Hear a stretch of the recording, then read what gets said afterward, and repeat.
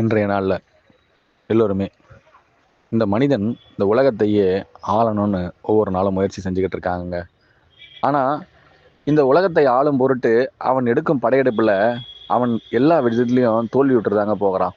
ஏன்னா அவன் ஆளும் நினைக்கிறது சாதாரண மாயைங்களை சொல்லலாம், இல்லை சிற்றின்பம் சொல்லலாம், இல்லை இந்த உலகத்தில் இருக்கின்ற அழியக்கூடிய பொருட்களை மட்டும் கூட சொல்லிட்டு போயிடலாங்க.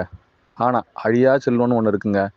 அதை யார் ஒருவன் ஆள நினைக்கின்றானோ இந்த உலகமே ஏன் இங்கே இருக்கிற ஒரு சிறு துகள் கூட அவனுடைய கையகப்படுங்கிறத அவன் புரிந்து கொள்ளவே இல்லையாங்க.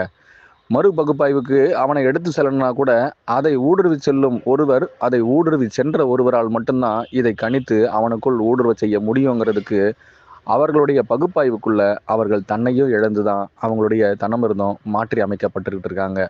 இப்படி வாழ்க்கைங்கிற ஒன்றை யார் ஒருவன் தனக்குள் இருந்து தனக்குள் இருப்பதை வெளிப்படுத்தும் ஒருவரால் அறிந்து கொள்கின்றானோ அவனால் மட்டுமே இந்த உலகியல் வாழ்க்கை அனைத்தையும் ஆள முடியும். இந்த உலகமே அவனுக்குள் இருந்து உச்சதானத்தை கொடுக்குங்கிறத ஒருவன் உணர்த்தும் பொழுது அதை அவன் உணர்ந்து வந்தால் அதிலே அவன் வெற்றியும் அடைவான். அவனுடைய வெற்றி இந்த உலகத்திற்கு பெரும்பேர் விஷயங்கள் அனைத்தையும் கொடுக்குங்கிறதையும் விளக்க ஆசைப்படுறாங்க.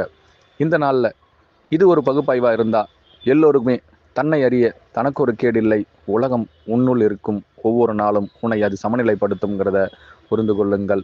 அனைவருக்கும் குருவே சரணம், குருவடி சரணம், திருவடி போற்றுங்க.